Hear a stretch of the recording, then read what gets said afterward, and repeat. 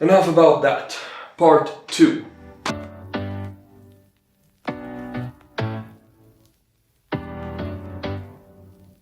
In the last part we did some maintenance to our workstation area, to the desks, and it turned out pretty well. I'm happy about the result. Now, to the network expansion and a little maintenance as well.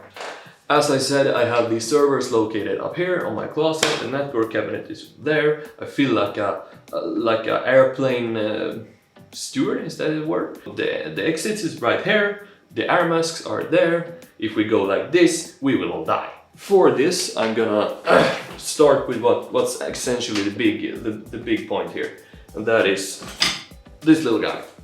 I'm putting in a new switch by the server side to make for some better expandability and connectivity. Right now I only have the one lead going up there, and this is gonna obviously give us 4 leads, so 1 in, 4 out. I think that would be sufficient for now. You wanna go, pal? So, oh my god! Why I chose this is a TP-Link TPSG 105E, I believe. Yeah, that. Basically the cheapest managed switch you can buy.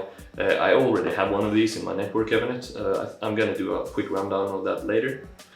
So this one, it was a no-brainer, just get one more of these and put it up here. Because what I want to do is assign it as static IP. I try to do static IP on basically everything I have except for like phones and printers. It's very important. If you get your printer to work, never mess with it. Printers are basically the spawn of Lucifer himself. They're evil, okay? So everything else is basically set up with static IP. All the clients, the units, TV, Chromecast, all that things. So I want to assign this as static IP, and I want to be able to control what ports get access to what subnets. So I'll have the first, of course, is the incoming traffic. The second might be the production net, if you want to call it that, which is basically my all-round net where I have the clients and the production storage server. Port number 3 on this will actually also be that, because I'll put the tel stick on that, I think. Port number 4 is the new thing. That's going to be assigned to a different subnet, I think.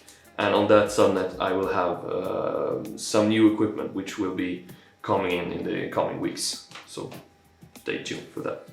Yes, that's the switch. And to go with this I just have some basic things. This is some color coordinated patch cables. You know, we have a green one, a yellow, a purple, red and a black one.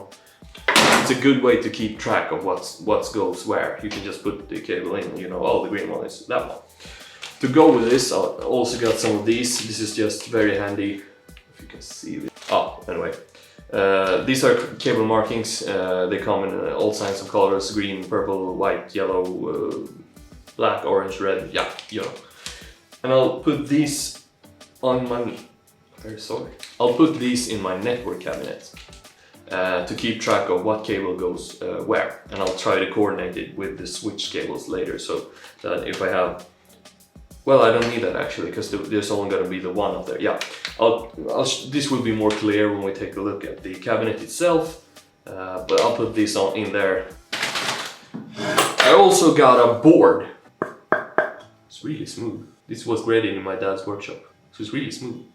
This was over from, I built a small shelf in my bathroom, because we had a glass shelf, and I don't like glass stuff, so I like you know, durable materials. So I just, yeah, this was what was left over. But what we're gonna do with this is we're gonna put the power strip here, the switch and the tel stick.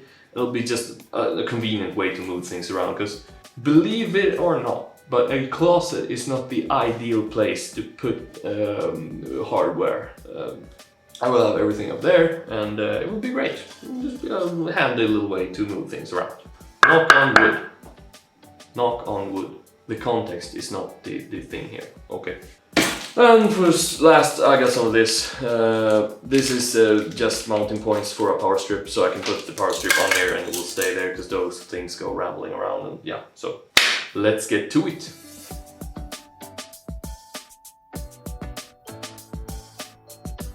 So, what you're looking at right now is my Totem 10-inch rack cabinet, or network cabinet, whatever you want to call it.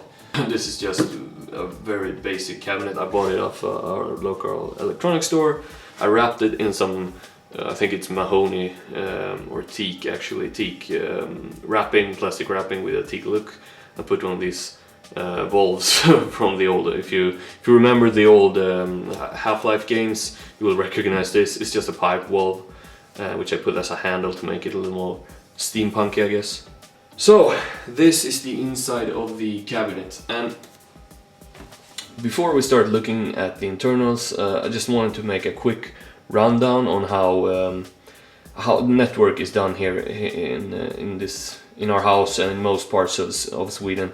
We have a fiber connection coming into the house, coming into the media central in the basement, of course.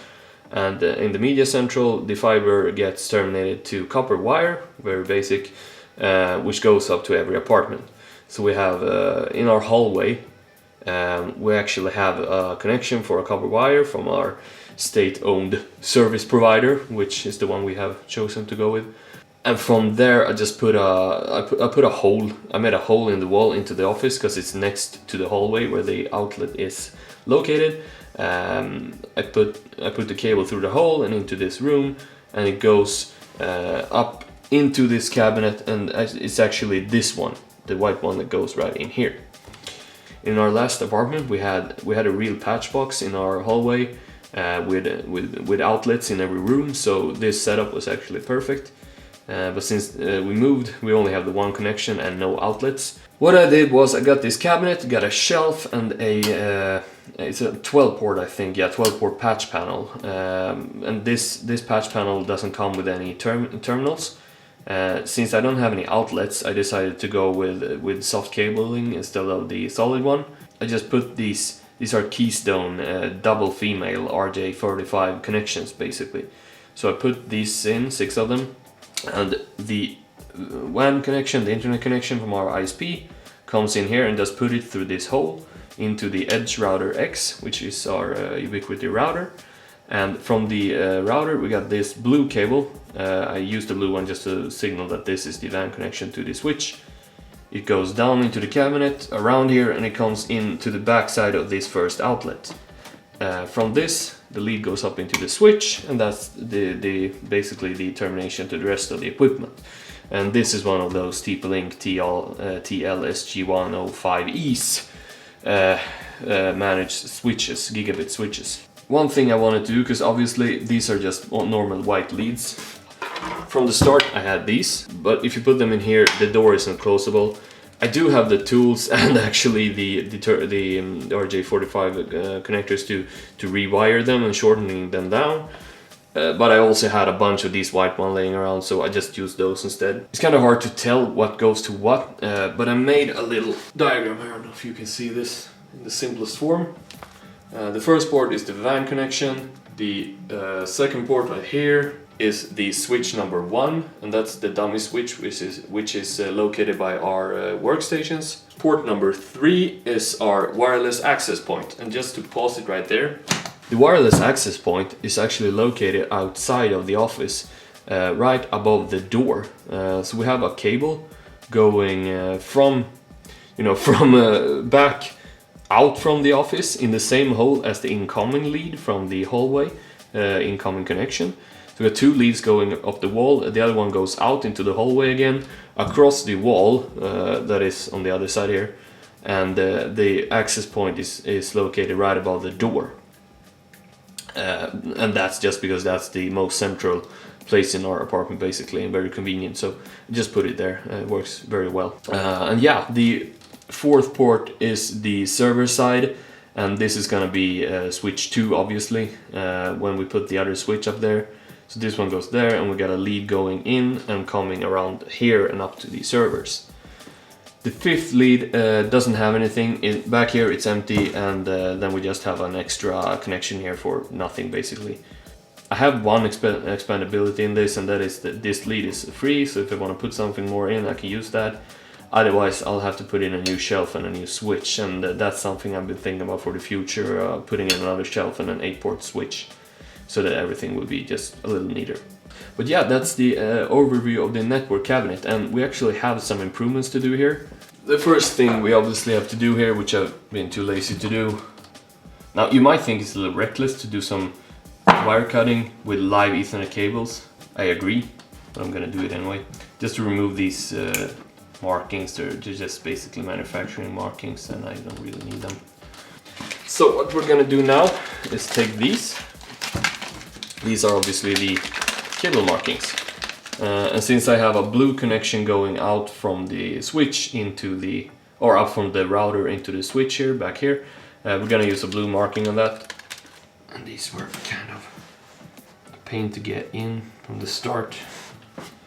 Yeah, I'm gonna have to pull this out. Luckily for me, I'm home by myself now, otherwise they'll be screaming because the Wi-Fi just went down and the server connection and everything. Not that anyone uses the server but me, but you know, a dream can always be a dream. There we go. First one is marked. Ah, that looks kind of terrible, but who cares? The second one is the workstations. What color shall we choose for them? We got a green one, so we're gonna pull this out. And before anyone asks, pulling the leads out in an open connection is the best practice way to do this. You don't have to question it. If you do, I'm not gonna listen to you. But you should at least alert everyone that something is going down and probably just shut down the services you have. These are really terrible. I actually hate using these. There are better versions out there. I just happen to have these. I don't know why. Probably saw them somewhere and thought, oh, that's a good idea. Good idea for who? Oh, there we go. In the simplest way, we got a connection and that's green now. Next up is the AP, and this one is quite simple. Since we got a black lead going down to the PoE adapter, we're gonna get one of the black ones on there as well. Come on. Okay, that's going offline now as well. Bye bye. I don't know if you can see any of this. Yeah, I think you can a little bit. I was not cut out for this kind of work. I bet someone just is like screaming now and thinking, what the hell are you doing? That is not the preferred way to do this. But you know, you live, you learn. I actually hate myself right now. Why did I do this? I should just tape them. God! I'm just gonna take a new one. There we are, Governor. I think we'll do some tea here. Oh, that lemony delight. So, our last connection is, that's the servers. I think we're gonna use a red one for those. Red indicates no-no, and this is no-no. Just lost this connection the other time, so. The login freeness or trueness actually is gonna be wild. So, there we go. Everything is marked up and we know what's what. The WAN connection from the wall do have a purple one here. Since before, that doesn't really matter because I know which one this is, obviously. That's my network cabinet. Now let's move over to what we were actually gonna do, which is checking out the server side. Done.